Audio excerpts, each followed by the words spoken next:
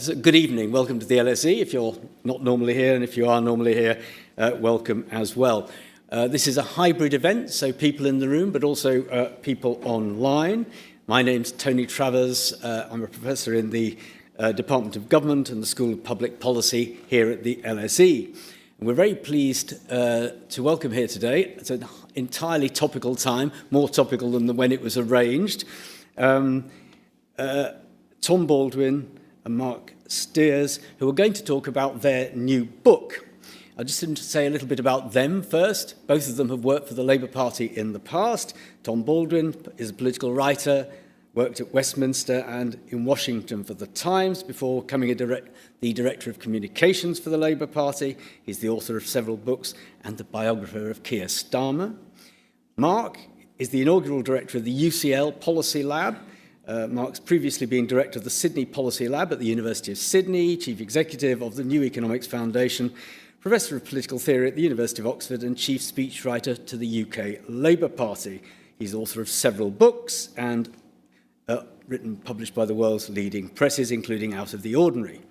So I'm delighted that what we're going to be doing here this evening is talking about their new book, England, 7 myths that changed a country and how to set them straight.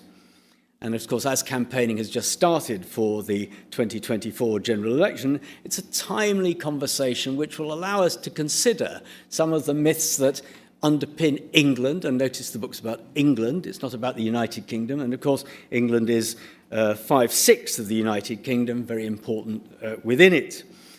For those who are X or formerly Twitter users, the hashtag for today's event is hashtag LSE England. This event is being recorded and hopefully will be available as a podcast, assuming there are no technical difficulties. What we're going to do is have an opening from Tom and from Marc, and then there'll be an opportunity for all of you to ask them questions about what they've said, and also an opportunity to buy a copy of the book afterwards and have it signed by the authors. The books are available outside, and if at the end of the event you can, if you want to have it signed, come up here and they will be waiting on the stage to do it for you. So that's something to wait for at the end. Now, I just want to say a couple of words before I hand over to, well, I'll actually go and ask some questions of Marc and Tom. The first is, of course, thinking about this evening, all countries have national myths. They need them. They are the things that help bind us together as a nation and allow us to have common understanding of our past. Some of it, certainly those of you who study history or politics will know how politicians are often very good at weaving together these sorts of stories, some of them based on real events in the past, some imagined ways in which one country is different to other countries. That's the first thing I'd say. Question of how they are updated and who updates them and how that process goes on, it seems to me is an interesting one, because they are updated. As Britain moves further and further and further away from the Second World War, about to have one of its regular celebrations more or less at this point, that, which was very important in generating myths about England, about the UK, clearly becomes less and less salient, but things closer to hand, perhaps more so, discuss. And the last thing I'd say, and I'm sure both our authors will have something to say about this, there's long been a sense that, particularly from writers such as George Orwell, that the left has a problem with these kind of, or the idea of myths about the national past and about patriotism, perhaps more than the centre-right does, but perhaps our authors will disagree. So what I'm going to do now is to return over here so everybody can see me. I'm sorry about that. And what I'm going to do is to address the question, first, I want to ask two questions really. First, why was the book written? And second, how does it fit into the contemporary narrative about politics, particularly on the centre-left? So, you're going to address the why question. Why did you write the book? Well, thank you very much for coming, everyone, and for those folks who are online too. And thanks, Tony, for opening so nicely. The book began back in 2012, which is a very long time ago now, when Tom and I first met when we were working for Ed Miliband. And in part because of the issue you just raised, which is that the centre-left political parties have often struggled with national identity or patriotism or belonging Ed asked Tom and I to write him a speech about England. 2012, as some of you might remember, was Olympics year, and there were jubilees, and everyone was talking about national identity. And so he thought he ought to give a speech in the early summer about that question. And so we beavered away on it, and we had lots of good fun, and we sat out in gardens and we reminisced about the country, and we talked to friends about poetry and TV and music, and we wrote a speech which we quite liked, and Ed was probably less keen on. And then Ed, as he always did, sort of rewrote the speech. I prefer France, I think he said at one point. And then we completed the speech. He gave the speech at the Royal Festival Hall, which, again, many of you will know had been the site of the Festival of Britain in 1951. So it's a sort of space where Britain had often talked about itself, or England had talked about England. He gave the speech. It was relatively sort of unnoticed by the press. But it was fine, and then it went onto the shelf, and off we went, and never thought about it again.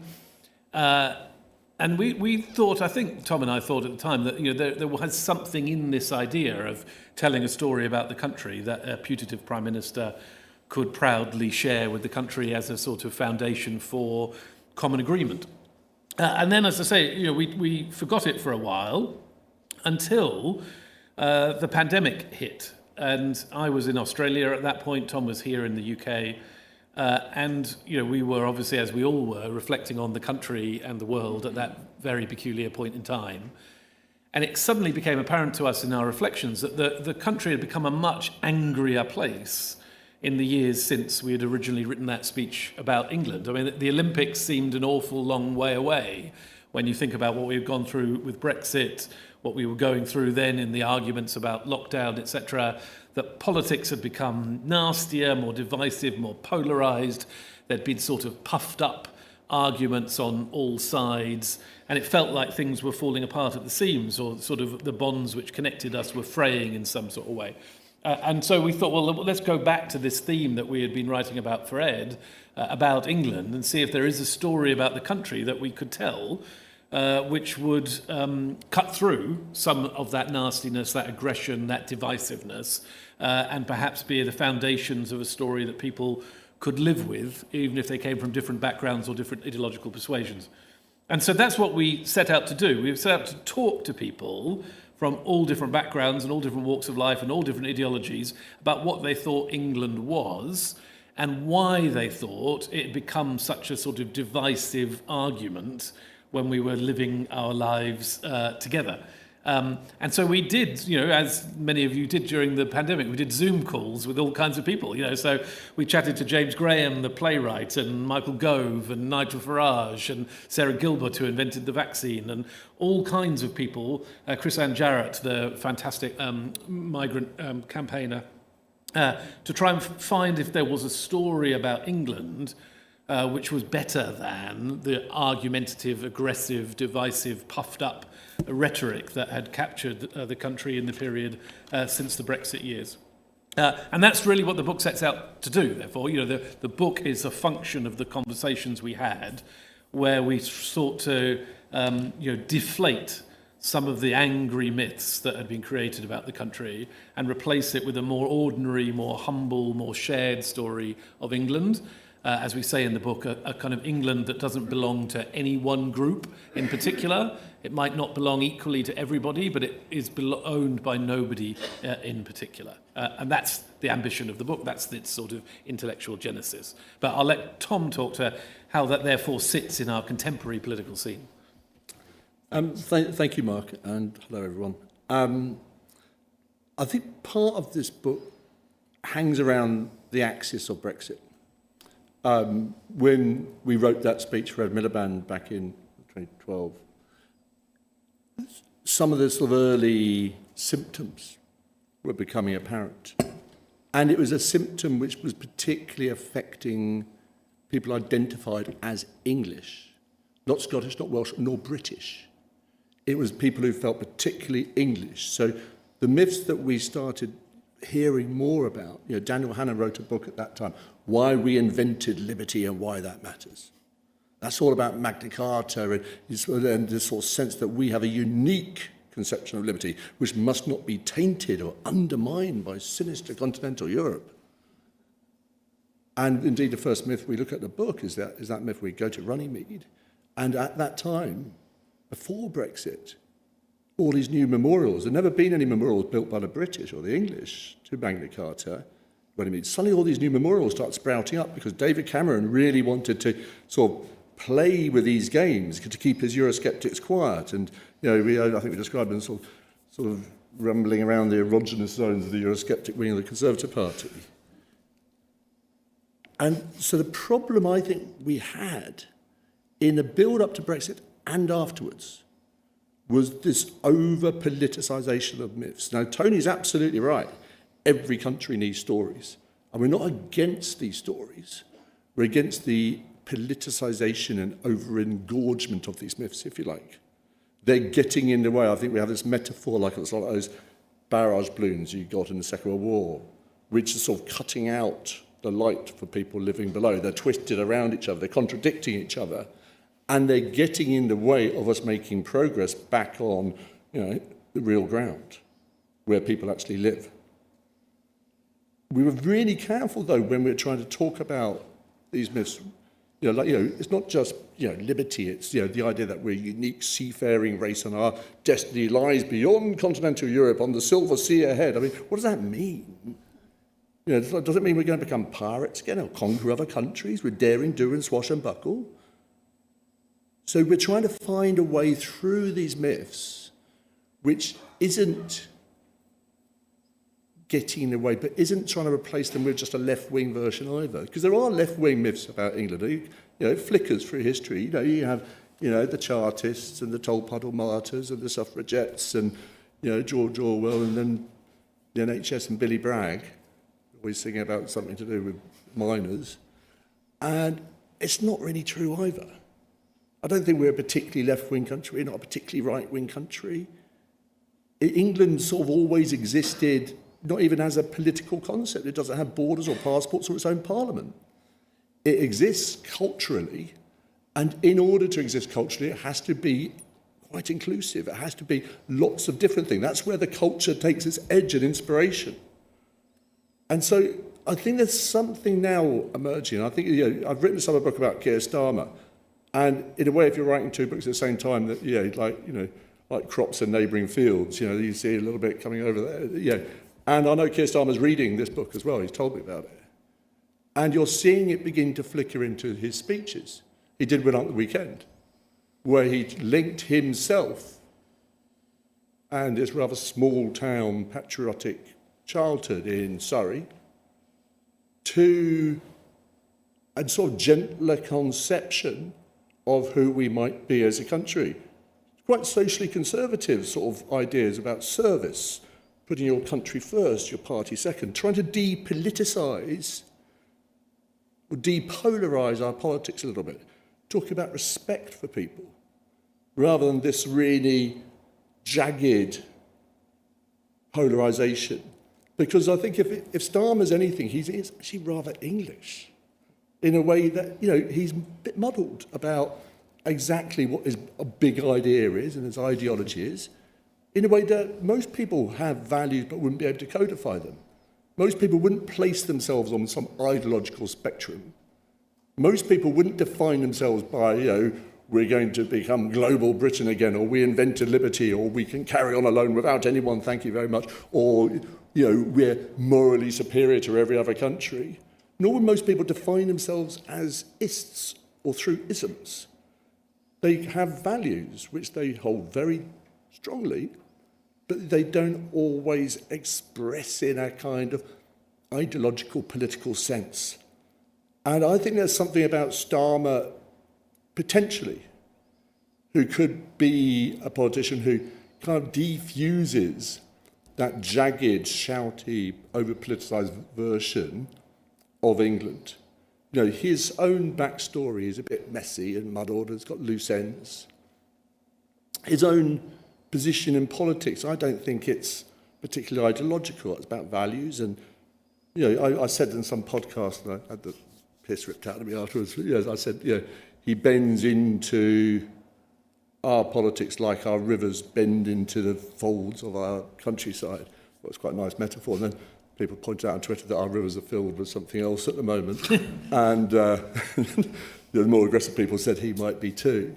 But I think there is something about a sort of gentler, less intrusive, less engorged version of our politics, which actually looks more like most people.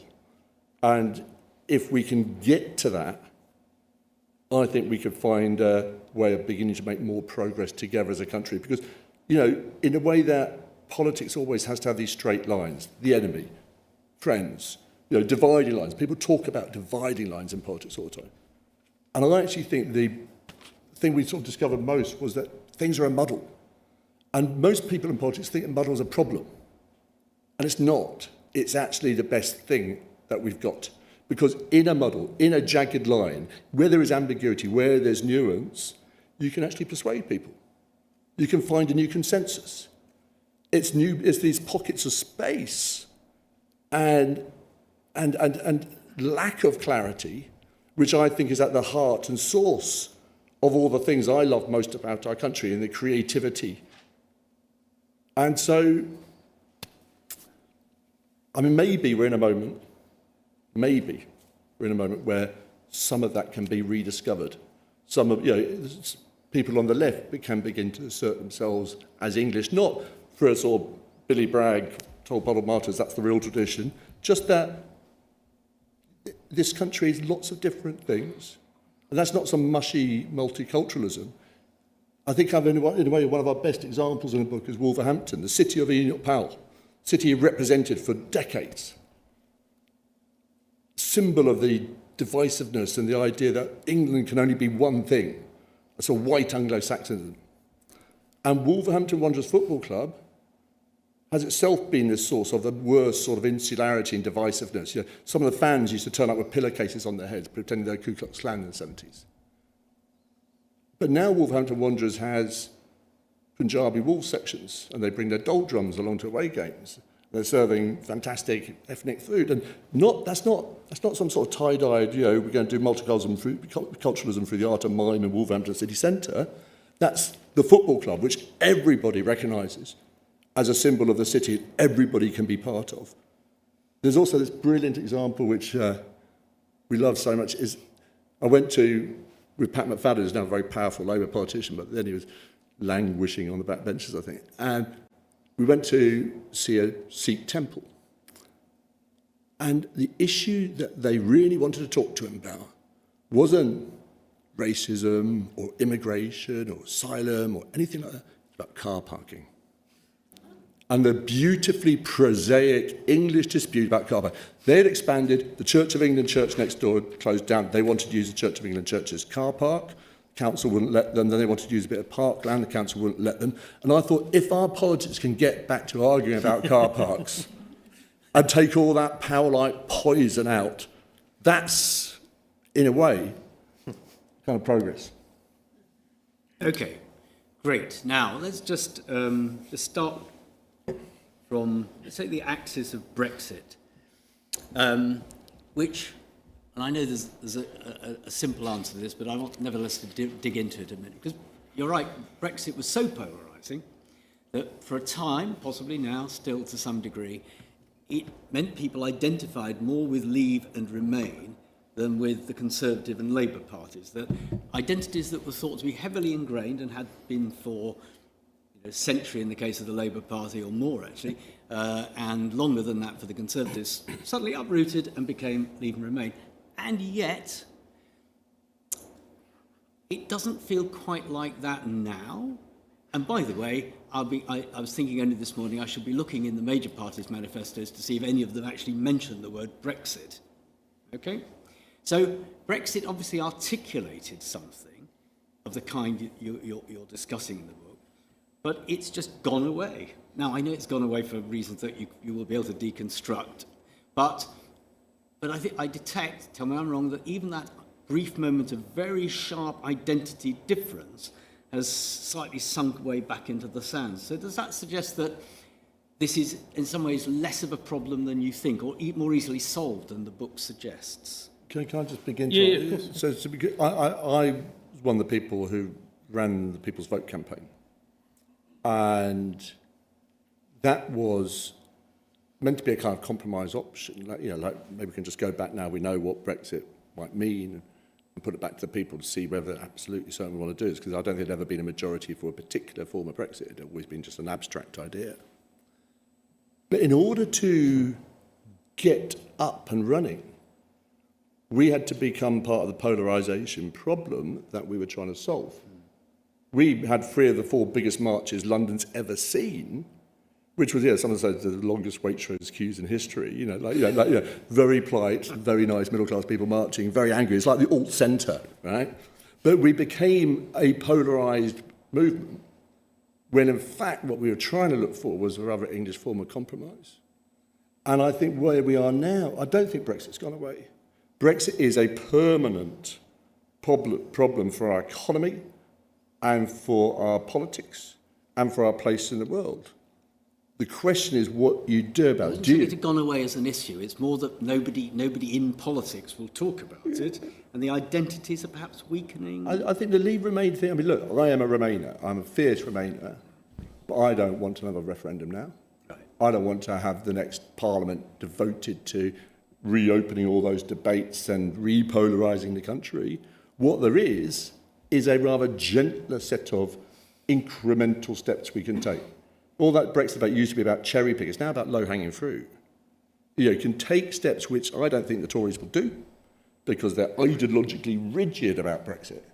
There's really simple, pragmatic things you can do which almost everyone would agree with. A veterinary agreement, make it easier for musicians to travel abroad. I mean, I guess I would also say that I think that Brexit, the Brexit debate is a version of a problem rather than the problem itself. So the version of the problem, I think, is exceptionalist, angry xenophobia, which creates stories about our country in order to villainize some people in order to shore up a political position. And I'm pretty damn sure that that's not gone away as a political strategy. So I think the thing which has captured most political attention on the right over the last 6 months or so is Rwanda and is Stop the Boats. I spent 5 years in Australia, so Stop the Boats is a slogan I'm very familiar with. And what Stop the Boats really is about is a modern version of the Powellite myth, which is let's tell ourselves that England is best when it's cut away from the rest of the world, when it doesn't have to engage, doesn't have to play its role in international cooperation. We stand alone. It's a sort of, you take that quite nice World War II story about being on your own and standing firm, and you twist it and turn it into something nastier and more divisive, and you do that literally send them back to Africa. Exactly, and you do that to try and create an us-them dynamic in our politics, which shores up a particular kind of electoral appeal, and that's what we've seen. I think the Tories have clearly tried that in the build-up to the election. Looks as if it won't work. But then if you're predicting where will the Conservative Party go if it is sent into opposition and if you have a Kemi Badenoch leadership of the Conservative Party, do you think it won't play fast and loose with mythical stories about England in order to try to create cultural dividing lines? I mean, my instinct as I've got lots of Tory party strategists who are friends, I think that's exactly where they'll go. So they will think that the way in which they can resurrect the party is to do what Dutton has done in Australia, which is to try and play cultural dividing line politics. But in this country, the way they do that is they puff up stories, mythological stories about England to make it claim that it's better than any other nation. And so I totally agree that Brexit itself is no longer the dividing line, but I do think that there is a very real danger of angry, divisive cultural politics being a really prominent feature of our politics for many years to come. Tom wants to say something, but I want to come back. I mean, apart from loving the phrase, some of our best friends are Tory party strategists, I think part of the small boats issue and why it's caught fire actually plays directly into one of the myths that we talk about in this book. This idea that we're a seafaring race and protected by our silver sea, the channel, the bridge against a barrier against continental Europe, because this image of an invading, as Braverman said, an invasion across the channel is so visceral and can be so easily exploited. There are fewer asylum seekers now than there were in the noughties, but they weren't coming by boat. They were coming by plane and lorry, channel tunnel. and it was less visceral. And the way it plays into these ideas of England, I think, is one of the reasons why the likes of Farage have been able to make it such a poisonous issue. And yet, paradoxically, England, and I do mean England actually within the UK, because immigration to England has been at a substantially higher level to Wales and Scotland and Northern Ireland, and much higher in the south than the north, I would have thought was quite a national success story in many ways. I mean, not to anybody who suffers racism, I get that, and it's bad for some people, but actually, you look at the relative progress of people from minority backgrounds in education, the education system now, and in public life, I would surely, and I think there's polling showing people are quite proud of this. So isn't there a sort of an easily recreated myth that actually, not taking the one you're discussing, but there's another one, easily built, that actually the UK isn't so bad at this? I mean, my instinct is that that's basically right, but that you don't need to create an alternative myth. You just have to tell the truth. Well, that's a fair point. So the theme of the book, in a way, is that, look, we're always going to tell stories about England, but what we've got to stop doing is telling caricatured stories and angry stories and start telling sort of ordinary and more humble stories. And there really are incredible successes. I mean, in the first chapter of the book, for example, we talk about the Hong Kong Chinese community who've moved to England in the last few years as a result, you know, a huge influx of people coming from Hong Kong as a result of the threat of tyranny from mainland China in Hong Kong now. And the way in which people have been able to settle in the country, build a life in the country, they've been welcomed by community groups, is one of the totally untold stories of the last few years. You won't hear it even in a Keir Starmer speech. You probably won't hear the story about the integration of the Hong Kong community into the UK. But it is a fantastic achievement of the country. But it's an achievement of the country which doesn't sort of play into any of these puffed up tales, and therefore doesn't find itself on the telly and isn't angrily argued about. Now, in many ways, that makes it better. Better for it to happen under the radar and for just to go on and to be making people's lives better. But really what we're trying to say in the book is that wouldn't it be nice to have a politics that was able to recognise those kinds of achievements and didn't have to dress them up all the time in these sort of overly inflated stories about national greatness? But one of the places we go to as well is Blackpool, which has very, very low levels of immigration, because immigrants tend to go where there are jobs. And Blackpool's really poor. 8 out of 10 of the most deprived council wards, out of 35,000 council wards in the country, 8 out of 10 of the most deprived are in Blackpool. And yet Blackpool is somewhere with one of the highest levels in the country of people who think that immigration is to blame for all their problems. There's no immigrants there, hardly any. Where there are immigrants, you actually get that positive story. Like, parts of London, incredibly diverse and incredibly liberal about immigration, because if you actually know people who've come to this country, you know the success, you know what they're bringing. But this is the problem with myth. This is the problem with politicisation of myth.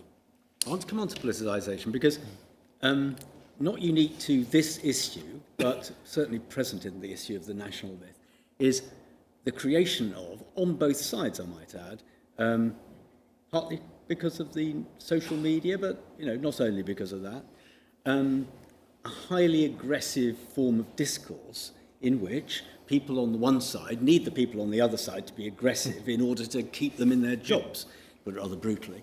So, and on both sides of any argument, left and right, if it's that, but it's not only that, you've got this not a very large group, but a group of people who actually, for whom this very poisonous nature of discourse is essential to their future.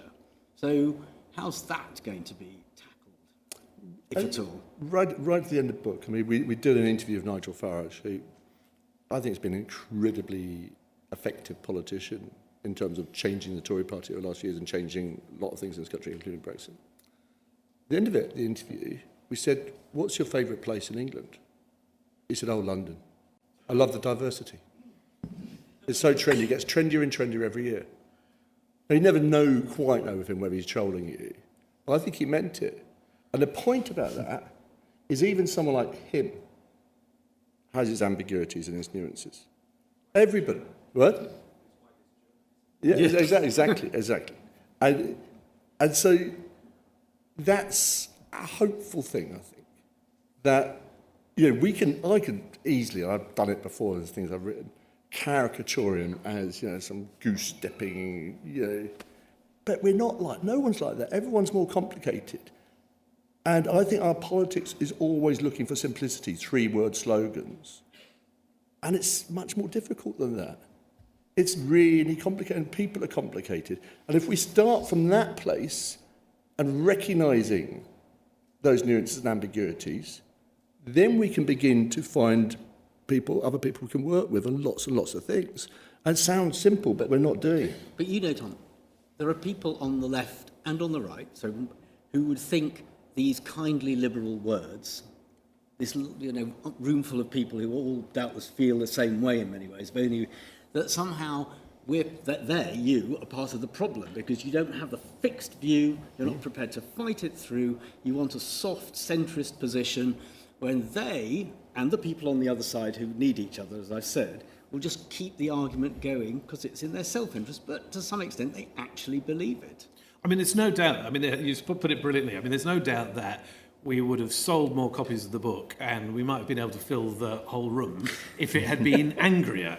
So it's like our agents and our publicists... Angry friendly liberals. Yeah, no, exactly. It's just like, people did turn out to see Jeremy Corbyn's big rallies. They really were tens of thousands of people. And in the US right now, there are hundreds of thousands of people flooding to see Donald Trump. So there's certainly... There's energy in anger, and as you say, there's a mutual self-interest of keeping the anger going. That for every Owen Jones, you need a Nigel Farage or what have you. That's how that keeps going. And I'm not saying that's bad for democracy, because obviously we need people of all persuasions, and we need creativity, and we need drama, and we need sort of noise. But you also need something else, and what you also need, as Tom has put it so brilliantly, is to, sometimes clear the sky and just calm it down. And insofar as there's an argument in the book, which, it's this argument that the country has real problems. Climate change and inequality and, industrial policy, and, these are real issues. And they're not going to be resolved by shouting at each other on social media. And the puffed up stories of England that we tell ourselves on the left and the right are so false that they're not going to be good guides in resolving them. So we do need a period of relative calm and quietude. That won't be easy. It's not that we all agree in this centrist place. It's that there's a jumble and there's a mix and there's a muddle and there's complexity, but we need to sort it out. And that's why the Sarah Gilbert story for us is so exciting in the book, because she... for those people who don't know, when they invented the vaccine in Oxford, they didn't do it in a big fancy lab in the centre of town with a big Union Jack on the top and like Boris Johnson shouting hooray from the outside. They did it in a really sort of grimy, down at heel building on the outskirts of Oxford in Headington, and they had to put together the funding. They were zooming up and down on the bus to London every day to try and find the money to do it. They were trying to hold their team together. It really is a story of ordinariness, which has this most extraordinary outcome, which is that they create the workhorse vaccine that a lot of the world relied on in those COVID days. And that requires just hard work and clarity and a kind of dose of decency, not overinflation, not ideology, not anger, not over-promising.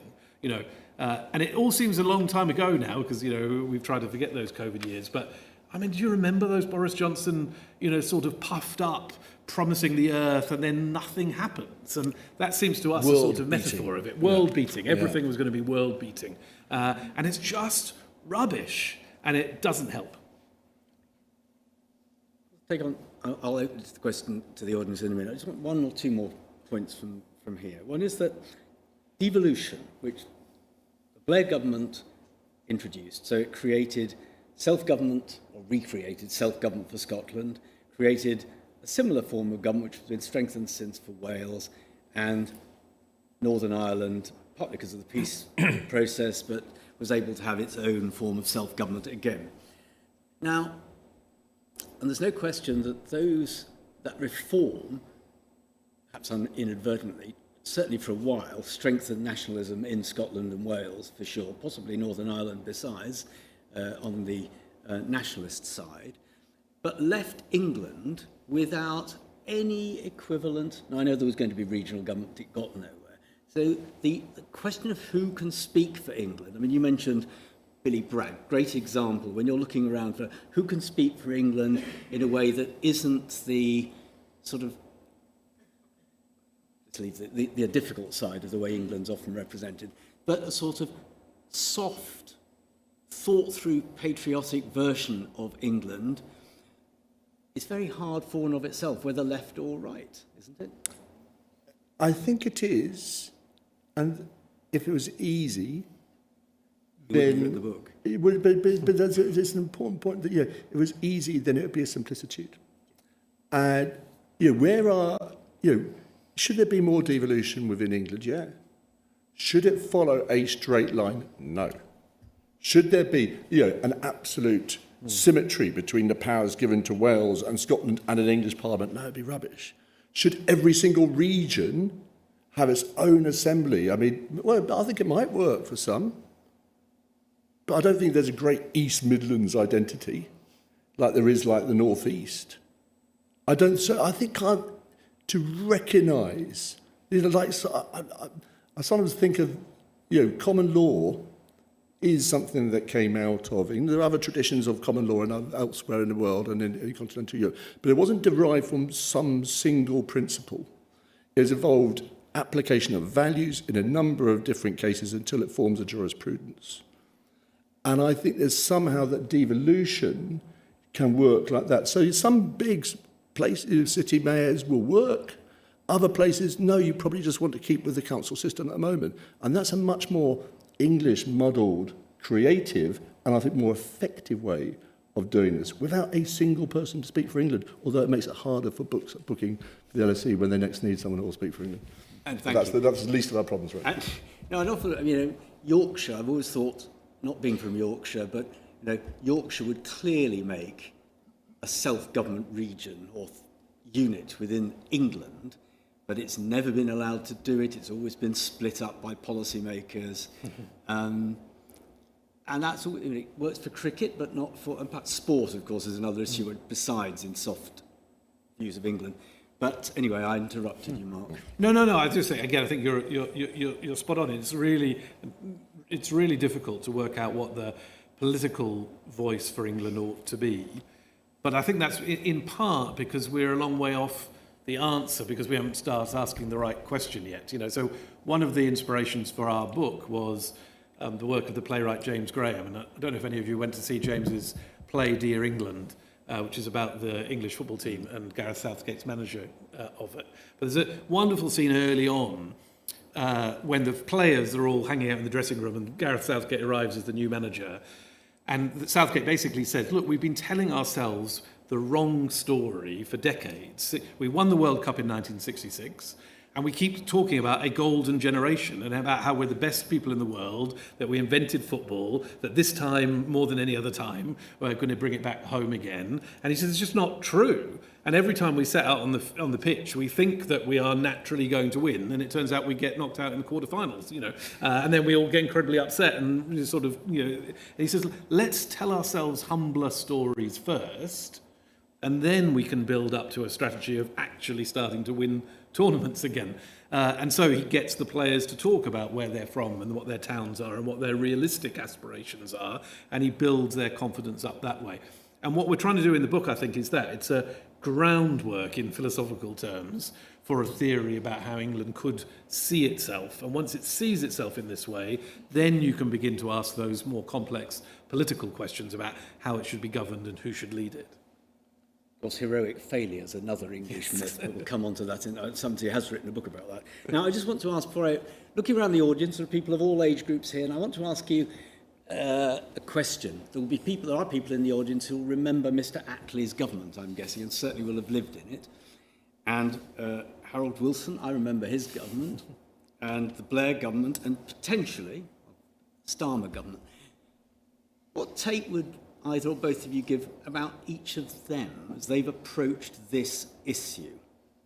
They've all have thought about it, all well predated, in terms of early writers, even Attlee certainly was present in real time. So these three have been prime ministers, Callaghan I could have added actually for. But anyway, how would they have approached the issue that you are, or did they approach the issue that you've written about? You named the three winners, Attlee, Wilson, Blair, ones who won from opposition, and Keir Starmer's trying to be the fourth. And I think one of the differences is about class. That thing that sort of runs like a fault line across England and Britain, but isn't always talked about enough in our politics now. Because Attlee, Wilson and Blair all actually came from significantly better off or indeed posher backgrounds. I mean, Attlee had servants when he was growing up. Blair's dad wanted to be a Tory MP. Wilson made quite a lot of his dad's brief period of unemployment, but basically sort of was a sort of quite successful, chemical, factory specialist. And Starmer's got this particularly edgy thing of being working class in a non-working class area, which I think is a very, very interesting place. He has, if your dad's a toolmaker in Burnley, people know what a toolmaker is. It's something that's really specialised, takes 8 years to get the qualifications. Your dad's a toolmaker in Surrey, he works in a factory. And they don't really, it's a bit embarrassing. And I think that sense of not respecting people comes, he feels that really keenly. And I think it's something which takes you into a really interesting place in our politics now. I think it's got edge in that he's the first Labour leader in my lifetime to talk about class and snobbery in the way that he does. It gives you edge in terms of aspiration and an understanding of getting on and getting out. It also gives you edge in terms of understanding what's left behind, the people he left behind, like his brother and his two sisters who didn't go to university. And I think that is the start and the heart of his Englishness. It's a small town, working class, quite complicated, quite resentful, driven person. And I don't think we've had that in the Labour Party for quite a long time. I mean, I totally agree. I mean, Tom's Keir book is brilliant for those of you who haven't read it. I mean, the other twist, I think the historical twist I'd go is on the Attlee story, which is that many people on the left of British politics over the last 2 decades now have said, if only we had an Attlee moment again, like create the NHS, massive investment, nationalise the industries. Like anyone who actually lived through that period of the 1940s or has studied it knows that that wasn't Attlee's politics. Attlee was the most humble, quiet, gentle pragmatist in that scene at that moment in time. And I remember, and I wrote about it in Out of the Ordinary that you kindly mentioned at the start. I remember when I was a teenager, I picked up, my dad had a copy of Clement Attlee's autobiography called As It Happened. And the final chapter is when he loses the 1951 general election. And the chapter heading, the title of the chapter is, I Become Leader of the Opposition Again. And he tells a story about how he got his wife to drive him to resign after he loses the election to go and see the king in his little car. And he was completely without sort of grandiosity or puffed upness. And that was part of his appeal. And paradoxically, that's how he was able to lead such a powerfully reforming government, is that a bit like Tom's Rivers analogy, he always wanted his government to go with the grain, even though it was changing the country as it did so. And that, I think, is the magic combination for a Labour leader, is that you have to be able to represent the ordinariness of the country whilst having extraordinary, bold, reformist ambitions. And obviously that's what many of us hoped from a Starmer administration. I think the missing component of this is just talk briefly about Blair. Because Blair had, in many ways, that sort of everyman quality. But he's probably the best politician I've seen in this country, the British politician I've ever seen. But he also, in terms of what he really, the root of his beliefs, it was all about modernity and globalism and becoming a young country again. Or, I think symbolised by the Millennium Dome, the O2 Arena, as younger people now call it, that sense of we can sort of raise all this down to the ground and start again. And that's a problem about bypassing stories, but countries do need stories. And I think that sort of overemphasis on modernity and a sort of rootlessness and a sort of abstractness actually created a reaction. You saw quite early on the Countryside Alliance marching, and that was part of a kind of reaction for a sort of pick and mix nostalgia about things that people felt were being lost. And I think that's what goes wrong when we abandon these stories altogether. We don't want to destroy these myths. We want to bring them back to the side so we can use them again. And one very quick example from the book. So Plymouth, this myth of the sea, this myth of seafaring Britain.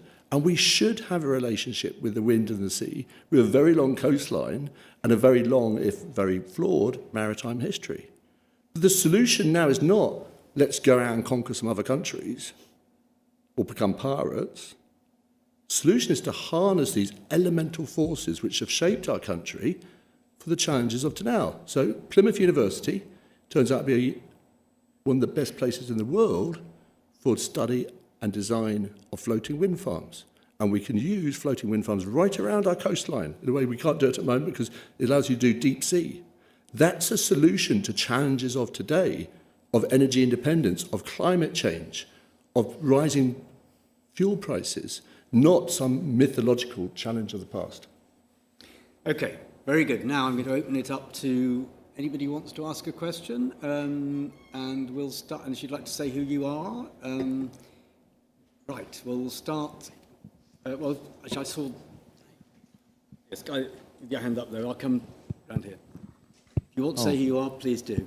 Oh, yes. First of all, sorry for interrupting just now. And thanks for mentioning Hong Kong, because I happen to be a Brit born in Hong Kong. But I have two questions. First of all, is about federalism. We nearly talked about it when we talk about devolution. So my question is, all those 7 myths, would any of these be easily managed if federalism has been taken hold in England at a point in its time? What has been preventing federalism being grabbing hold in England so that different parts of England have different, let's say, immigration policy, just like Quebec have its own immigration policy in Canada. And so federalism be able to manage those 7 myths better? That's the first question. The second question is about global Britain. What is your thoughts about the global Britain? Is this something that people floated about being the Ken Zook idea, the Englishness going global? Is this something, the Labour government, you think, would take on, or is just something the Tories is trying to, sell? Thank you. Okay. Sure. And actually, and just to add to the second point, there are things about global Britain. There are things that can be overblown, backward-looking, myth-eating or using. But there are versions of global Britain that have to do with values and culture and what Britain does at the United Nations or something that are very different, aren't there? Positive versions of global. So why don't I take the second question? Sure. Perhaps both contribute. But I think global Britain became a kind of phrase that Boris Johnson used as a sort of wrap around for anything he did after Brexit. And so he couldn't get a decent trading deal with our closest trading partners. So somehow we were going to revive the trade deals that we had in the empire. Really? They're not that interested. Biden's not interested, Trump's not interested, Australia's not that interested. Then it became a kind of sense of reasserting our might around the world. It all came about in sort of building more aircraft carriers, which don't seem to work. And then it became just a phrase that's sort of fling like sea salt into the faces of foreigners generally. There have been times when Britain has been seen as a positive influence around the world, so other times not. But I think generally we're seen as a positive influence when we are the sensible grown-ups in the room, and Brexit turned us from the sensible grown-ups into the room into a basket case. I mean, people would talk about, how the Brits in the room used to be the people that everyone would look to first for the sensible answers, and now you see the same people, and it's like they put an arm around them and say, "I'm so sorry, what's happened to your country?" And so if we're going to be global Britain, we've got to recognise, actually, Britain's at its best, England's at its best when it's about nuance and understanding complexity rather than trying to assert or impose some simplicity on everybody else. And just one thing about federalism, because I think Marc's very interesting about this, in that Marc lived a lot of this time in Australia, which is a federal structure. And I do think the kind of, even without a government or a parliament or someone you identify as, you know, Mr. England, England does hold together. There is a sense of what it is. We all know it somehow in a sort of Marmitey, you know, love it or hate it kind of way. Lots of people don't like it, but we know it's there. And this way, in fact, people can come together in that collective sense is still underestimated and untapped. People do want to do something together, and I don't think our politics has harnessed it very well because it's so divisive. Yeah, no, I mean, I think that Tom has said everything, really. I mean, on the federalism theme, I think that, look, one of the really important facts about the last 30 or 40 years is there's been this sort of extensive centralisation, not in the sense that our politics has become more centralised, although in certain ways it has, but in the sense that England, for most of the 20th century, had rival centres of economic and social and cultural power outside London. And you know, throughout the sort of deindustrialisation process, and then through the Thatcher years, then the Blair years, those centres became much weakened. And that has definitely created a sort of lopsided story of England. I mean, so you just think that in the old days, and again, some of us in the room are old enough to remember, I mean, there were ITV regions. So you actually had regional television stations for ITV creating regional programmes. So one of the most popular programmes in the country when I was growing up was Crossroads, which was a soap opera about Birmingham, made in Birmingham with actors and writers from Birmingham. And that just indicated that there was sort of life and vitality outside of London. And I think one of the things that we do see in the quest for devolution or for greater federalism is a restoration of some of that vitality outside of this capital city. But to go back to Tom's earlier answer, my own instinct is that that probably doesn't initially have a one-size-fits-all political solution. There's not a sort of drawer which can be opened with a federalist plan in it, which can then suddenly devolve authority in a one-size-fits-all way across the country. Rather, we've got to carry on with an experimental attitude which looks at the economic, cultural, social and political realities of each of these parts and does what it can to revive them. And that's, without getting too political, I think that's one of the great sort of tragedies of our current political moment is that levelling up was not a bad idea. It is what people in different parts of the country wanted, but it never delivered, and now it's been entirely shelved. And so whatever happens to the next government, you do have to have a recommitment to say that England is not just London. It also has to be Manchester, it has to be Leeds, it has to be Birmingham, and it has to be the smaller towns and villages as well. And that ought to be sort of front and centre of the reform agenda for any incoming administration. Okay, down the front, and then lady there, and then I'll come. Yeah. Okay, so my question is also two parts, but it's going to be quite short. So last summer, I was quite privileged to be able to sit down with like quite a senior Labour Party official.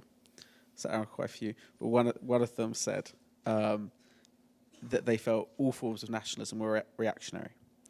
The quote sort of verbatim, they said that. And I thought that was quite interesting because in the same week, the party essentially also planned their membership card, and on the membership card, you know, they've got the Scottish one where it has the Scottish flag, and on the Welsh one it's got the Welsh flag, and then for everyone else it's got the British flag.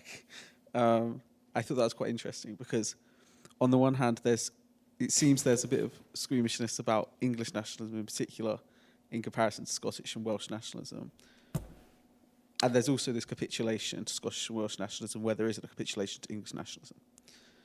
So on the one hand I'm asking, why do you think that squeamishness about English nationalism in particular exists? And on the other hand, I'm asking, do you also think that could be applied to other regions of the UK? Because I know you were talking a bit about Yorkshire. And there's this squeamishness maybe about regional identity in the UK as opposed to Scottish and Welsh regional identity in that sort of sense. Okay, squeamishness about identity. I think the left has always been, and I think part of the left has always looked for bigger entities. You know, whether that's the United Kingdom or Britain or the European Union or the United Nations, or, you know, and I think there's a sense of trying to hide Englishness beneath these other layers. And I think what Brexit did is it sort of stripped us naked suddenly. Now, nationalism is I like the Orwell distinction. Nationalism is saying we're better than everyone else. We want to impose ourselves on other people. I mean, sometimes it's confused with independence, wanting to create a nation. But I don't think English necessarily wants to create a nation of English. It wants to sort of just carry on being English.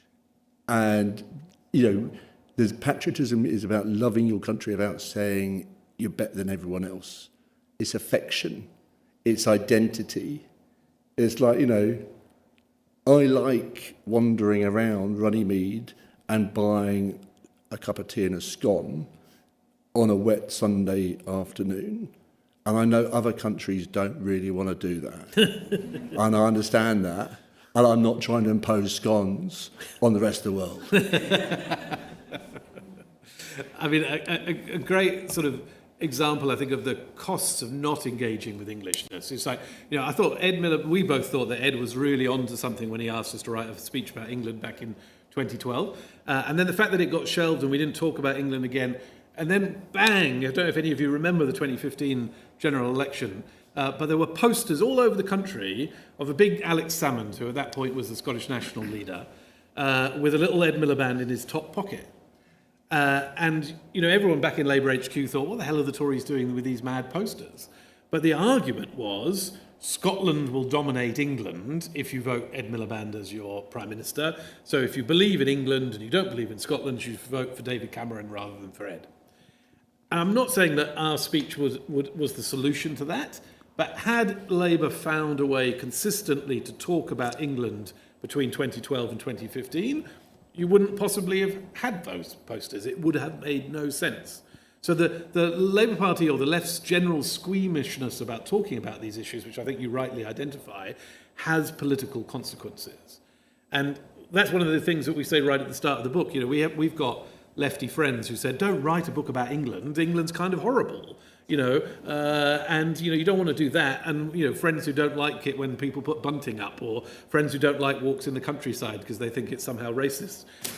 And we're like, you know, like, you can have different views about the country, but we've got to talk about it, because if we're not talking about it, then only right-wing extremists are, and then they capture it, they capture the flag, they capture the stories, and that does no one any good. But they don't feel squeamish about it if an England sport team's doing well, though, do they? So what is it about sport that makes it suddenly fine to be patriotic about England? It depends which sport. So the left, you know, very interesting when the Cross of St George started being waved at England games in 1996. Reason because Scotland was in the same group. If you look at pictures of England games in previous years, it's usually the Union flag. The Cross St George came out because Scotland were in the same group, and it just felt a bit weird. And for a while, the flag became a symbol of a rather gentle Badil Skinner, you know, we're always losing, but there's something still magic, and, you know, Jules Rimet's still gleaming, you know, football's coming home kind of Englishness, which I like, and I think is inclusive. But didn't last. You know, now, if you're on a walk and you see a great big flagpole with a Cross of St George flying outside, come and be honest, you kind of know who's living indoors, don't you? You probably know it's not a Remainer and not a Liberal. Now, you know, I think we could spend far too long arguing about whether the left can reclaim this flag or that flag.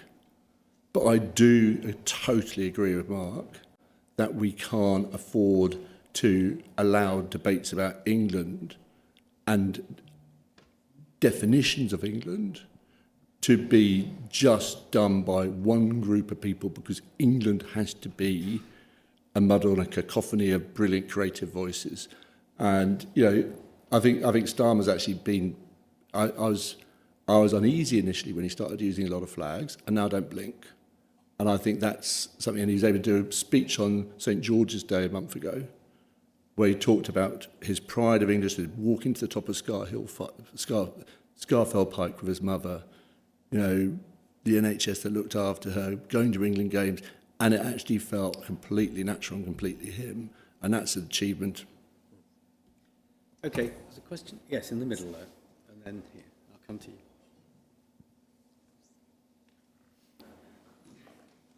Trip over, don't harm yourself getting there. Hello, I'm Ritala Shah, formerly of the BBC. I'm interested in this distinction, building on what this gentleman over here said, between England and Englishness. You said we sort of know what England is. I'm not sure we any longer know what Englishness is, and that's possibly because of migration, because of the political polarisation we've seen. Myths speak of something in the past, but isn't the challenge for any politician now to create a new national narrative that takes in the idea of Englishness, that modernises it? No, it's a great and important, difficult question. I mean, so my starter as an answer is that I'm not as convinced, I think, as some are, that there is a kind of crisis of Englishness in quite that sense. That I think when you look at the polling data, and people like Rob Ford in Manchester or Sundar Katwala at British Future have done that, there seems to be in England a far greater consensus on sort of core values, core principles, core stories, core experiences than there are in some otherwise similar looking countries. And Tom referred back to my experience in Australia, and I think that's certainly true. In Australia, they struggle partly as a result of their colonial story and the relationship with Indigenous Australians, First Nations peoples. There really is a challenge now in telling a story about the country which can cross class, ethnic boundaries. Whereas I still think we have a capacity to do that here, and I think the evidence bears that out. And not just the social scientific evidence. I always think about my daughter, because when I came back to England, I had my daughter was then 7, so we'd been in Australia for 5 years. She barely remembered England when we returned, and we moved to Hackney, where we still live, and she went to a local primary school on an incredibly diverse school, people from all over the world, multiple different languages, multiple different religions. And I always remember that on the first day she came running home, 2 things about it, full of excitement. So the coming back had not been a bad thing. She thought school was brilliant. She made loads of friends. It was really fantastic. And they were from all over the world, and they had all these different experiences. And then because it had been raining, of course, that day, they'd watched Mr. Bean at playtime. And she started telling me about Mr. Bean. And then, before you know it, there was a kind of experience of those first few months where she was being inculcated in a kind of Englishness which did cross boundaries and which she personally, even as a 7-year-old, identified with and started to be able to tell meaningful stories about. And that's one of the things that we try and do in the book, which is say there is something here. It's not fully shared. It's not a strong, thick identity which makes people puff their sort of chests out, but it does create the opportunities for people to interact with each other across boundaries, and we should treasure that. And the BBC is part of that story. Other national institutions like schools and universities, like this university, are part of that story. And our politics can be too, if we do it right. That's our general sense. So I guess in conclusion, my instinct is, the social science says it's not a crisis moment. The reality is we have things to work with. We've just got to make sure we do the work. Yeah, I think there's just one more part of this, which is, I think it is a really important distinction between England and Englishness. Because England is, a place where you live, and maybe 1 or 2 institutions. Englishness is something which may be more exclusive or not as inclusive as it should be. And I think what's interesting is, if you look at all the kind of the best things I think written about England, Orwell, when he was talking about, the rattle of lorries going up on the A1 north of Scotland, and the clatter of clogs on the cobbles in Wigan, and the old maid cycling through the mist. None of those things exist really anymore. But they're very, very evocative of England and Englishness together at the time. And the list, Ian Jury had walnut whips and Stafford cribs. Ash Sarkar talks about crisp sandwiches. There can be all kinds of different, but they're always different because they change with time. So there is not a permanent definition of England or Englishness. It is essentially cultural, and everyone will have a slightly different list. You don't have to sort of sign up to 10 things of Englishness before you're allowed to be English. The whole point is we've all got slightly different things, and that's the beauty of it, in my view. It's a very rich scene once you start thinking about things that define Englishness as opposed to England. You end up with lists. I've just been doing lists of words. They come up with things like landscape, sense of humour, like several words. Warm beer, that was a John Major one. So it's interesting when you start thinking. Anyway, right, now was it? Yeah, you've been waiting very patiently here.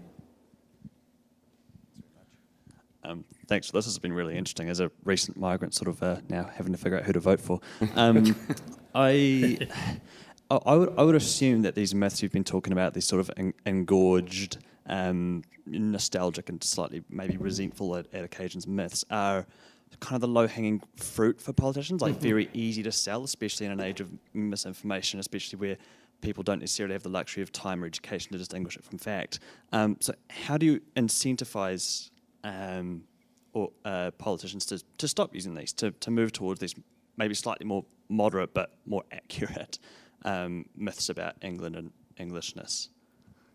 I think part of one of the myths that we look at when we go to Blackpool is this myth of so-called white working class. Because a few years after Brexit, we were all told that this is now the sort of the engine of British politics. That, it's all about the white working class suddenly. But what we got was a caricature, quite an ugly caricature, based on a kind of, we have to bring all our politics down to the level of the sort of end of the peer comedian, with the most racist, sexist jokes, and somehow that's what, the Labour Party's been missing out on all these years. And it's so insulting and snobbish, right? The white working class are lots of different people, and some of them vote Labour and some of them vote Tory, most of them don't vote at all. And there's lots of varieties, and there's lots of different ways, and there's this idea of a homogenous group who are basically, that's what Brexit was about. Or it's like, when people talk about the Muslim vote, no, there are Muslims who vote. And I think we have to recognise that, yes, there are different groups, pollsters always do this, but the way politics talks about different people in England is actually a way of putting people into, you divide them up into blocks, and are the Tories appealing to the white working class? Can Keir Starmer reclaim the white working class? And what you need to do is actually get an understanding of people, and not in some sort of caricature, two-dimensional version, but people in all their beautiful variety and shapes and sizes. And then I think we can get to a slightly more grown-up politics. That's exactly right. And I think it's a really brilliant question. There's a wonderful, it's one of my obsessions is there's a wonderful interview that the American novelist Marilyn Robinson did with Barack Obama when he was the president of the United States. And you can Google it, it's in the New York Review of Books. And Marilyn Robinson and Obama are chatting, and Obama just says, look, when I'm talking to people in small town Iowa about their everyday lives, we have these rich and complex and nuanced and productive conversations, and it just feels fantastic. And then when I go out and I have to do politics, I'm not allowed to say any of that anymore, and they don't say anything back. They either cheer or they boo. It all becomes bland friend and enemy and anger and division. And Robinson and Obama are struggling with that fact. What is it about politics which does away so often with the complexity and the nuance and the muddle that we're talking about in the book? And I don't think any of us yet know the answer to how can you do it? So when I first started on this endeavour political philosopher at Cambridge, David Runciman, told me it was all rubbish. We couldn't possibly do it. Politics is always friends and enemies. It's always angry. It's always divisive. Just get with the project or go and do literary studies, you know. And I don't believe that. And I think, you know, one of the reasons that we are relatively positive about the Starmer campaign and what he's been trying to do is it does seem like it's a step in the direction towards greater subtlety and greater nuance. And you do see that in other parts of the world too, you know. And I think there'll be ups and downs and there'll be peaks and troughs, but my hope is the reaction against the angry populism of the last few decades will eventually fall into this kind of place. You know, we'll go through another Trump election. Who knows? We might go through another Trump presidency. But eventually, politics will have to, if it's going to respond to the challenges we face, it's going to have to do a deal with reality. And when it does that deal with reality, complexity is going to be an essential component to it. The arc of democracy is long, but it bends towards complexity. Thank you. Yeah. And then, lady. So, building on a point made earlier about telling humble stories about the country, if you permit me to take us beyond our borders again, Scotland. A country that tells its own myths, has its own myths, and some, especially under the SNP, are told at the detriment of their southern cousins. So my question is there a way that England can tell a story that ameliorates the relationships, that reconnects the countries of the United Kingdom, and how would it go about doing that?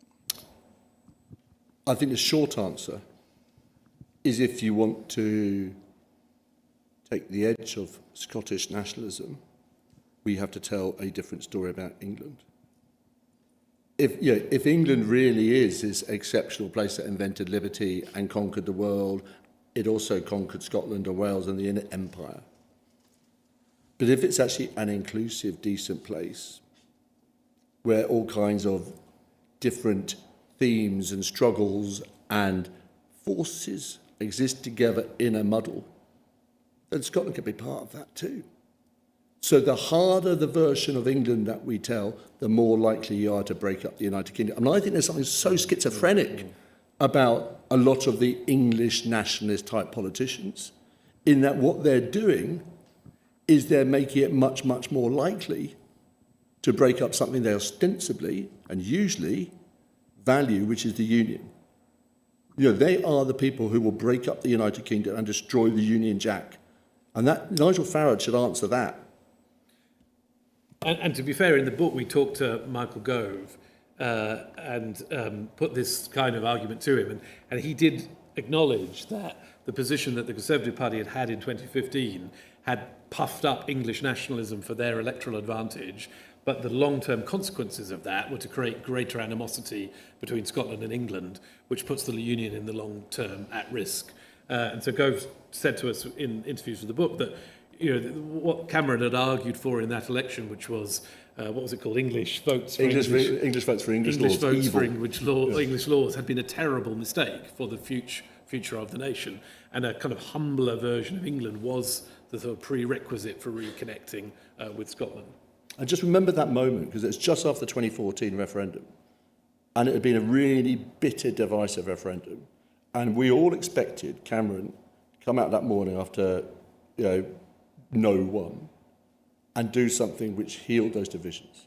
Instead of that, he did something really shallow, really political, came out and said we're going to do English votes for English laws, and heightened those divisions and ramped them up into made Scotland a source of English resentment for very narrow political reasons, the eve of the Labour Party conference, and he wanted to put Ed Miliband on the back foot, and it's a cunning stratagem which went contrary to everything he'd been doing for the previous few months of trying to save the Union. And that's the problem with our politics sometimes. It really was a cynical move, playing games with it as sort of English resentment. And that's kind of no way for us to go forward. I mean, you know, we've got to find a kind of a sense, take some of the cynicism out of politics. And so when, you know, at his best, Starmer says, putting the country first, party second, it sounds like the sort of thing that kind of Tory politicians used to say. But it does strike a chord with a lot of people. You know, you're actually not operating in national interest, but there's sort of cynical political moves. And I don't think he's very political with a sort of Cat P political. Maybe he'll be sucked into it. Maybe he will have to do some more of that. But I do think he is slightly different to a lot of the politicians we've had. But that, I'm his biographer, so I'm probably still trying to flog that book as well. Okay. Sorry? Oh, online. I'll come to online, but I promised that lady there, so I'll come. Thank you for that, Kay. Keep to my promises. Hi. We're being exposed in the media covering... Sorry, can you hear me? Speak up a little bit. Yeah. Either that or the mic isn't working. So the media coverage on the post office and the blood scandal, how do you feel the Englishness is affected by the dishonesty of people in those organisations and especially the government? How does that affect us and our pride, the need to work hard? You mentioned hard work, a dose of decency. Do you think that would have happened post-war? Do you think we would have got ourselves in this situation? I'm incensed. It's but great. I just wonder how this feeds into what you're talking about here. No, totally. I think it's a really important theme. And I think very straightforwardly, one of the reasons that the post office drama affected us so much, the ITV dramatisation of that story, was precisely that it showed a sort of diverse set of stories of Englishness, or England, which were all of these different postmasters, different backgrounds, Generally small towns. Yes, exactly. Scones. It starts with the scones, but then you've got the Asian background families as well, and so you've got this incredibly rich tapestry of muddled local small Englishness, confronted with a abstract machine, which is both the Horizon computer system itself and those people who have decided to prioritise it over the richness of lived experience of the actual people of the country. I think that really hit a chord because I do think it tells a story that people recognise, which is that the lives that they lead and the lives that people that they love lead have consistently been disrespected by governing authority in the country for far too long. And that's not an ideological point. That's simply a point about how people think that they have been treated by those people who are meant to be in charge.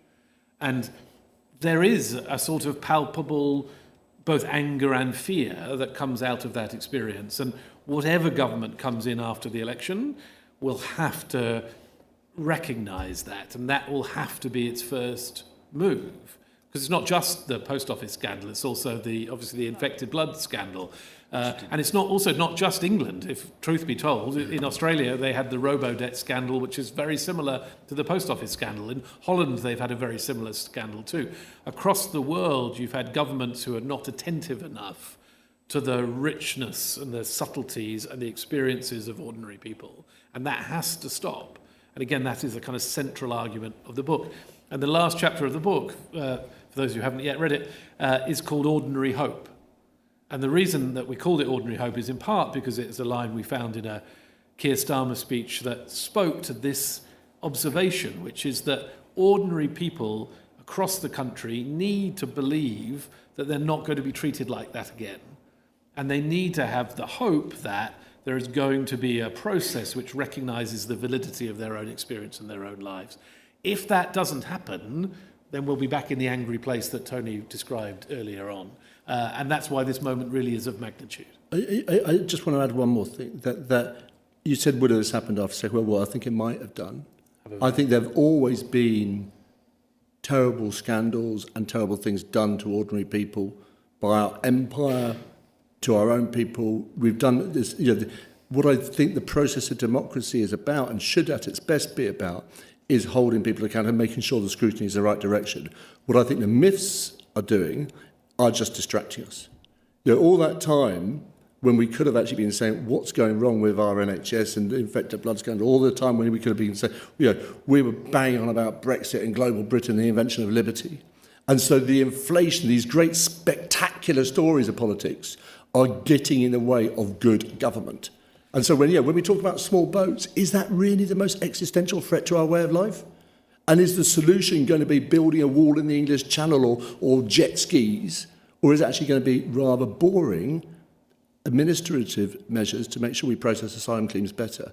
Now, I think the solution probably lies more in the latter, but the way our media and our politics is set up is always looking for a bombastic, spectacular solution, and I don't think that's the best way to stop things like infected blood or post office scandals happening. I mean, again, we got us on a roll. The footnote on that would be that another myth, which isn't in the book, but which is increasingly creeping into our politics, is that technology and artificial intelligence is going to solve all of these problems. And that is as empty and as puffed up and as much of a distraction from the real complexities as any of the other stories. And if Horizon doesn't tell us that, then nothing will. The risk of taking us off, and I know we've got to come to the online questioning, but I personally wonder whether obligations on chief executives and chairs of large organisations, public or private, to operate in the public interest with the risk of a threat if they didn't might change a lot of things very quickly indeed, but that's for another event. Kay. Hi everyone, my name is Kay. I'm with the Department of Government and I've been tasked with asking the tough questions on behalf of our online audience tonight. So I'm hoping we'll have time for 3, if you can bear with us. Why not read them all out at once? Go for them all at once, because sure. that'll be nice and efficient. So the first question that we have is from an anonymous audience member who says, Caroline Lucas has recently brought out a book talking about similar themes, such as reclaiming our national story. Do we need to create new stories, or should we dispense with all of them as these identities can polarize and even chain us? The next question we also have from an anonymous audience member who asks, does it concern you that the lack of identity which you talk about appears to be more apparent among younger people? How do you think we should tackle this? And the last question we have tonight, a quick fire question, which would be great if all of you could answer. And my favourite so far, will national service unite us? It already does. So I'll do the first one, perhaps Tom, you do the second one, and we'd all do the third. I mean, great to see that Caroline Lucas has got a book out on England as well. So everyone who writes a book about England wants someone else to write one about England. Probably not at the same time available in the same bookstores, but hey-ho. But we think that there's a difference between our two books, which is that the Caroline Lucas book, as I understand it, is trying to develop an alternative. It's actually called Another England. It's an alternative story of England to the stories of England that are told by the Nigel Farages or Boris Johnsons.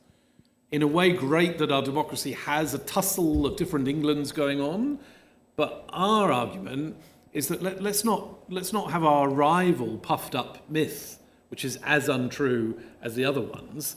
Let's take the air out of all of these myths and see if there's anything that we can live with together.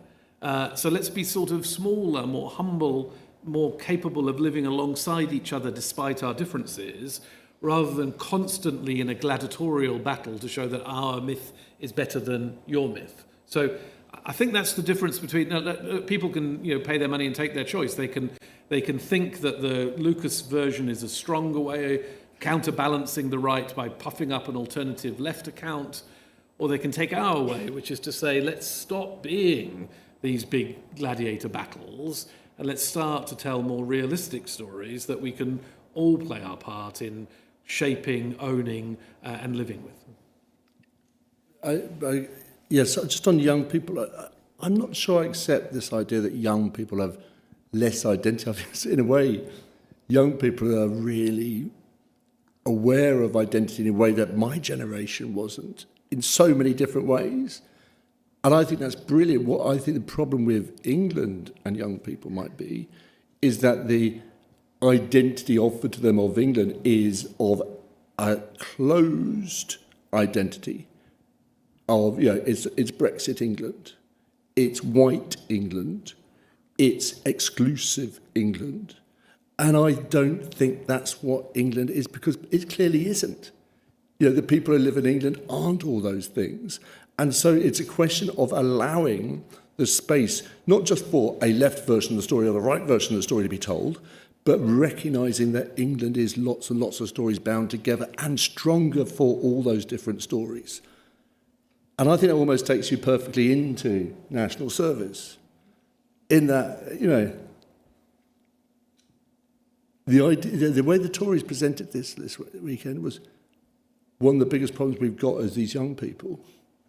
They live in a bubble. Really? That, you know, somehow we found someone else to blame for what's gone wrong in this country, and what they need to do is be put into uniform.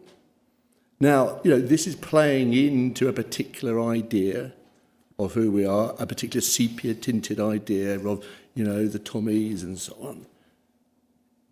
I'm really, you know, I think it just goes back to kind of the politics we've seen in the last 20 years, where,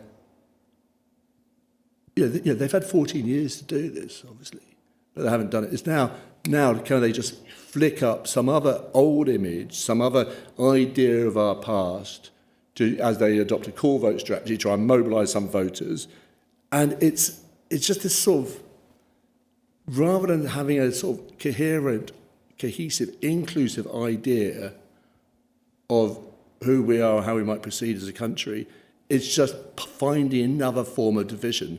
And I think it's a symbol of what's gone wrong with our politics and our sort of political culture. I mean, a similar answer, I think, on the National Service one to Tom's, which is, I think it's a really good distillation of one of the things we're trying to say in the book, which is, look, in real life, everybody's in favour of service and giving back and volunteering and supporting our communities. And we saw that in the pandemic, the extraordinary number of people who did heroic things unnoticed by anyone for their neighbours. My mum, I'm actually Welsh, despite the fact I'm writing about England. My mum lives in South Wales. She's on her own. My dad died. I was in Australia. My sister lives in Cambridge. People did her shopping for her. They looked in on her every day. They chatted over the hedge. She survived the pandemic because of the service of folks in the community. And somehow that gets translated by politics into a cheap, squalid attack on local, sort of young people in order to try and shore up votes. It's to me, it's disgusting. It's an insult to what service really means. And it's what currently politics does, because it divorces itself from the real world, doesn't tell real stories, just creates angry, dividing line strategies in order to get people elected. And that's not what politics should be. I want politics to tell real stories about real people in an honourable and respectful way, and then we've got a chance to build a better country. And there we must come to an end this evening, unless there's one word a question, which is very short, with a one-word answer from the panel here.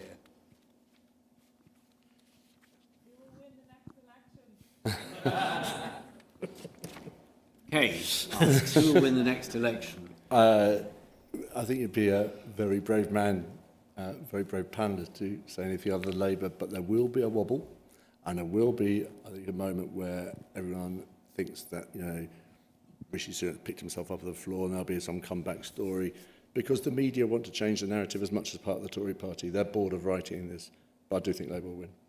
I mean, in 1997, I'm old enough to remember that election. I went to a conference like 2 weeks before the election, and John Curtis, who was then younger than he is now too, stood up on the stage. He had a big graph behind him, and he predicted sort of within a vote or two, or a seat or two, the result of that 1997 election. Nobody in the room, of course, at that point believed him, that it would be a landslide of that sort, and there was a big gasp. And then, of course, everybody went home, and a few weeks later, it turned out that he was right. As a young academic, I thought, well, it'd be great to be that kind of person one day and have that kind of foresight and wisdom and expertise. Sadly, I'm not. So I have absolutely no way of doing what John Curtis did for us back then. But as Tom said, my instinct is that there will be a Labour majority, but the scale of which I think we have no sense yet. And from the chair, all I'll say is I wouldn't trust my predictive capacities, because I was saying with absolute certainty this general election was going to take place on Thursday, November the 14th. You'll have heard me say this. And as I've been saying since, at least I got the 4 right. Possibly the year. Anyway, definitely the year. Anyway, look, I'd just like to say it's been a fascinating evening, I think, hearing about this book, England and Englishness, and how they can be, as it were, particularly, though not exclusively, for politicians on the centre-left, reimagined as made to fit with a contemporary politics which itself is moving on all the time, and where everything about any country in the world will endlessly be reinvented as we go along. And this is a very a helpful contribution, I think, to how we should begin to discuss these issues and to, form our own views that will then form the myths in the future. So thank you both. Now, just before I give our two speakers a round of applause, just to say that they do have a copy of the book outside, which is available not so much from all good bookshops, though I'm sure it is, and online, but it's particularly available outside from our local bookshop. So do feel free to buy one, and if you'd like to have it signed, the authors will stay here and sign it here in real time. So thank you all for coming. I hope you'll come to other LSE events in the near future. But I'd just like to thank both Tom and Marc for their contribution this evening. So thank you very much.